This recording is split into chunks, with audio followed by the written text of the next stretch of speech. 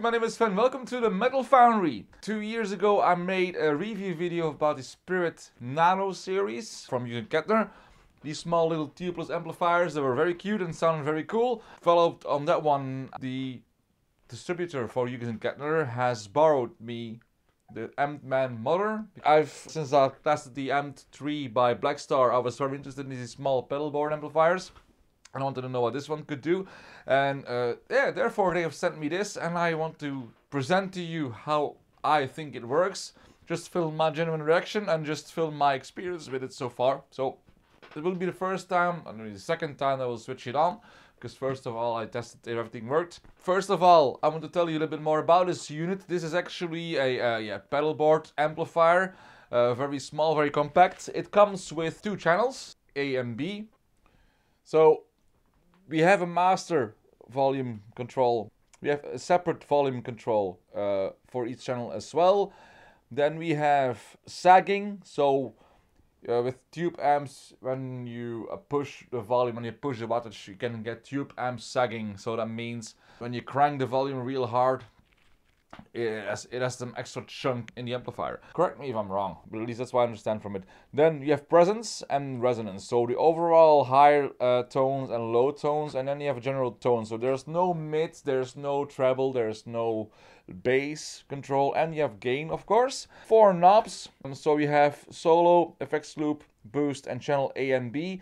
And you have the possibility to put it into smart mode, so you can, according to the manual that I have here, you can also check whether the boost function and the effects loop function is saved to the channel that you're using. That's very cool. If you check on top, we have a couple of different functions. So we have the inputs, of course, you have a noise gate on board, then you have the effects loops and the return, then you have the red box cap simulation. So with 8 different caps, so you can either switch it on or off. Then you have mic and line. So now I've switched to mic because I've this up to my audio interface. Then you have the volume, then you have phones, and then you have an aux in, so you can jam along with your with an MP3 player or a digital audio player or with a smartphone or whatever. And then of course the speaker out. It's rated at 25 watts at 8 ohms. You can hook up cabinets between 4 to 16 ohms. I've hooked this little beast up to my interface directly, and I've also hooked up the Torpedo Captor X in between, so I can test how it works, and also pump up the volume a little bit, because I've set this up to bedroom volume so I don't blow my ears. I'm also recording everything, and I can also compare the sounds. I've chosen the same cab, the Mesa cab, also inside the Torpedo Captor X, and according to the manual, let me look up in the manual again. According to the manual, because the red box AEDI out is actually, yeah, it's been around since 1988, because Hughes Kettner invented it in 1988. And 1988 is an amazing year because that's also when I was born. So, cap type. So we have 8 different caps, and let's have a look. 4x12 inch. American cap is number 8, and I will check that one. Go to the last cap, number 8.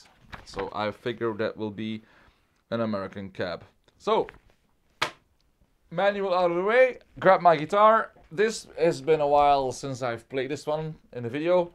My ESP, my LTD EX400 in Olympic white outfit with EMG pickups 81 and 60. Tuned to drop C. Now let's switch this on. Of course, as you could see in the other Spirit series, you have this little Spirit thingy that simulates the tubes. So I'm now in the A channel, so put everything on 12.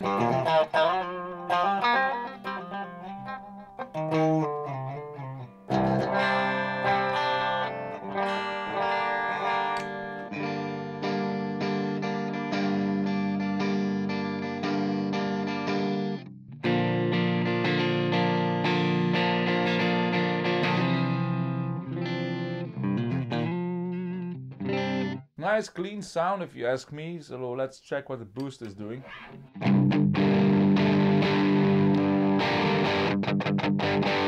That's pushing the amp a little bit further as well, and also giving it some more volume. Check the gain. Oof. So this is where the noise gate comes in, right? Wow. I don't know if you can hear that, but the noise gate works very well.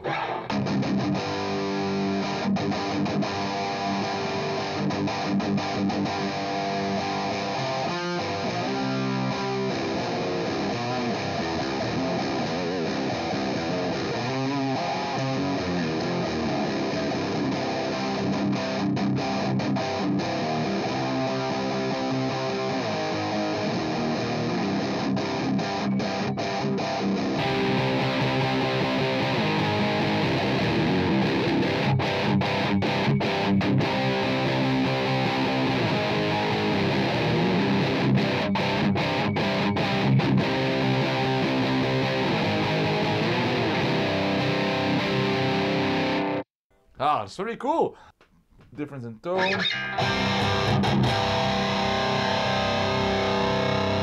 We're still in the cleanish kind of channel in the... Oh, let me check the manual again. I'm so well prepared for this. Actually a perfect use case because you guys don't read the manual either. So the beige master knob controls Ampman's overall volume level. It affects both channels. And the red knob below the master control lets you bump up the volume beyond the master level. So the control range is between 0 and plus 6 dB. So it gives you an extra boost. When you step on the solo button, you can get a little bit more volume and cut through the mix.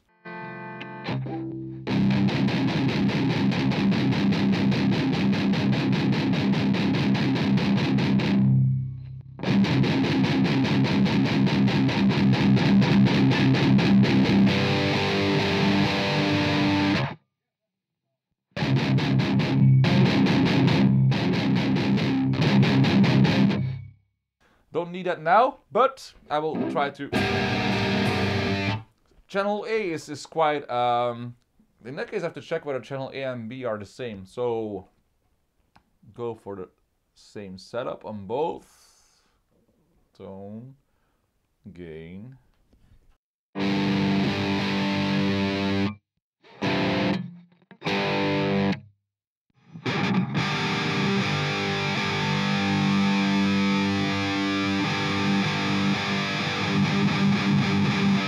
Channel B is definitely more metal oriented.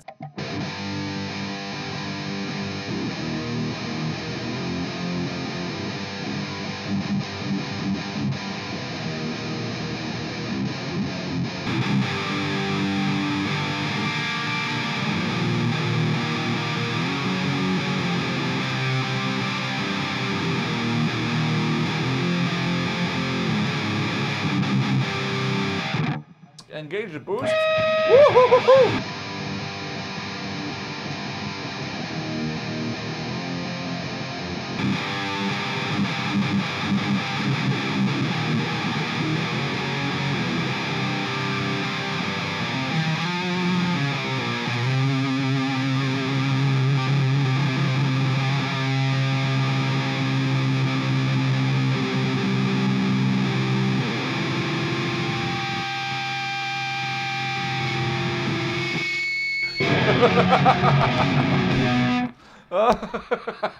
Wow. Oh, a lot of noise. So, but this noise gate is very welcome indeed. I'm very curious how this sounds in the mix, so I will recreate a song right now. Be back in this jiffy. Some continuity problems. Now you see I'm wearing a different shirt, sitting in a different position between the first tests of the Ampman Modern and this part where I'm actually going to perform the song that I've written is before I'm going to give you the conclusion about this pedal, about this Ampman Modern. I'm also going to play a song that I've written, and this is also very first for the Metal Foundry because I've not only performed this song alone, but also had some help from a very good friend, James Falck from Bear and Cobra The Impaler, that I've already interviewed one of my videos, so you can see that video in the comment section below. Here's a track.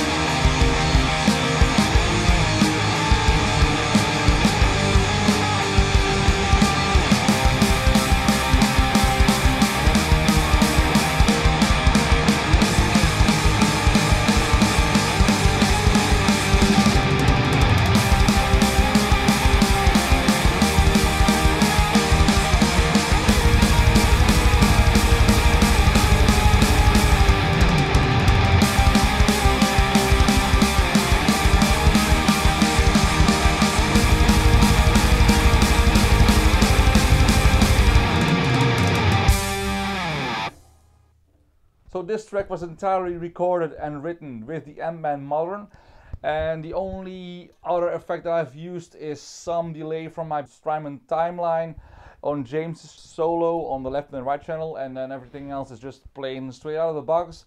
No compressing, no post-processing whatsoever. Then I recorded some bass, and then I programmed the drums, and that's basically it. So big shout out to James for the solo.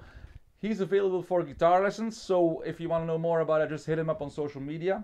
For the conclusion of the Ampman Modern, for 390 euros, it's a very, very, very impressive product. I mean, it must have been one of the best sounding amp pedals I've had so far in test here, especially looking at the red box that's on board. That sounds amazing. I've also jammed a bit. I've also rehearsed some tracks for one of the band that I'm going to play gigs with this year. With that, just straight into my recording interface or in a mixer, and then not even using a plugin anymore. And it's like cool to have some hardware solution that sounded cool as well. I can see myself perfectly buying one of these just for in my living room, just to jam a bit on the couch with a pair of headphones and just to connect either an MP3 player or my phone for sounds and so on. It also gave a good feel of the kind of a tube amp sound. So it's just, if you're in the market for that kind of product, I would not hesitate. They are available in most MI dealers, so just go ahead. A big shout out to Hughes Kettner for making the product. A big shout out to Algam for providing the product for the test, and a big shout out to Algam for borrowing me the product for the test. So I did not keep it. I just reviewed it and just shared my opinion and my experience with it, and so far, and I'm as I said, I'm very impressed. So if you have any more questions, just put them down in the comment section. If you have other comments and so on, just put them down there as well. If you like the video, please give it a thumbs up, and if you like the content that I'm creating on this channel and you want to help me grow my channel, please subscribe and click the notification bell to be notified whenever I upload a new video. My name is Sven, you've been watching the Metal Foundry, and I look forward to see you in a future video. Bye.